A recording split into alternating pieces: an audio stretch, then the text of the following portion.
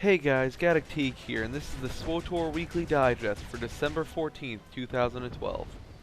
The big news this week is obviously the release of patch 1.6, which I've devoted a whole video to earlier this week. For more information about patch 1.6, you can click the annotation in the top left corner of your screen to watch that video. With all that being said, 1.6 wasn't all the news that was happening in Tor this week, so let's cut the chatter and check the gold post summary. I reported last week that BioWare had some issues with server stability resulting in some server crashes. The bad news continues for some players in the Bastion server as the server crashed again on Monday afternoon. It kind of makes me wonder if the much touted super servers are equipped to handle the new free-to-play player influx. Players who logged into the game on Tuesday were treated to a nice piece of in-game mail rewarding you with 25 faction-based fireworks. The community team is also asking for your screenshots to celebrate the game's 1-year anniversary, with the best to be featured on Tor's official Facebook page. Speaking of the 1-year anniversary, Joveth Gonzalez quashed the idea of a Life Day event happening to commemorate the 1-year anniversary of the game. This obviously rubbed a lot of the community the wrong way, as it was almost taken for granted at this point that we'd have an event corresponding to the game's 1-year anniversary. If you saw last week's episode of the Swtor Weekly Digest, you know I was one of these people assuming that there would be an event as well, and while I'm a little upset, I think people need to cut BioWare some slack here. This week we got a new war zone, new space missions, and a ton of cartel items added to the cartel shop, all ahead of the 6-week delivery schedule. Despite all this, I fully expect BioWare to bounce back next year with something that will blow us away.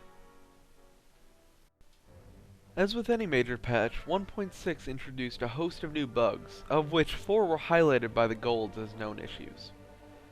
Unify Colors is having some issues, where some items cannot properly be matched to chests, but it appears that most items that were matched pre-1.6 have been unaffected. Some of the new Elite War Hero gear requires the wrong piece of War Hero gear to be traded up from in order to be acquired. And finally, some mobs are failing to spawn in the Terror from Beyond operation. As always, you can go to the list of all known issues on the forums to see a full list of known bugs in the game. As a follow-up to the admission that some mobs were not successfully spawning in Terror from Beyond, Joveth Gonzalez provided this statement listing exactly what mobs were missing. Joveth apologizes for the loss of crafting materials which are dropped from the Gargantuan Lobel, but says the operation may be completed despite the spawn issues. While the loss of crafting materials is annoying, the other spawn issues have made the final boss encounter in hard mode much simpler, so if your guild is on the cusp of beating him, it should be no problem now. Probably the most hotly debated topic this week was the addition of top-end spaceship parts to the cartel market. Players in the forums were outraged by this addition, calling it one step closer to pay to win. Well, it seems lead designer Damian Schubert might agree in some respects. He states it is not their intent to make the cartel market the way to play the game, and that they are actively looking for a solution. I definitely suggest you check out the full post linked below. Personally, I was very surprised to see the new tier of ship parts available for cartel coins.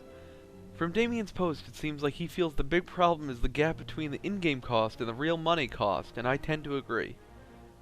Right now, the heroic space missions are nigh on impossible with Tier 6 ship parts, and the cost to fully upgrade to Tier 7 is thousands of fleet commendations and credits.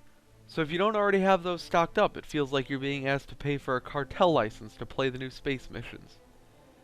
It sounds as if BioWare has learned their lesson on this one, and here's hoping that this isn't a slippery slope of things to come.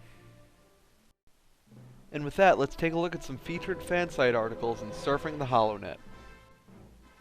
Tor Wars is holding a holiday screenshot contest with a grand prize winner getting a 60-day Swtor time card.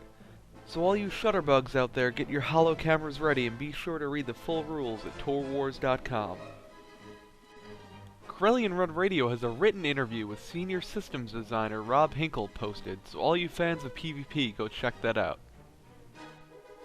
DarthHater.com has an amazing guide to beating the new heroic space missions with grade 6 ship parts. I may be hopeless with the new space missions, but you don't have to be with this great guide. Several great podcasts came out this week, so without further ado, here are your Galactic Transmissions. Rob Hinkle sure does get around, as he's interviewed live in the Tour Wars podcast, episode 120.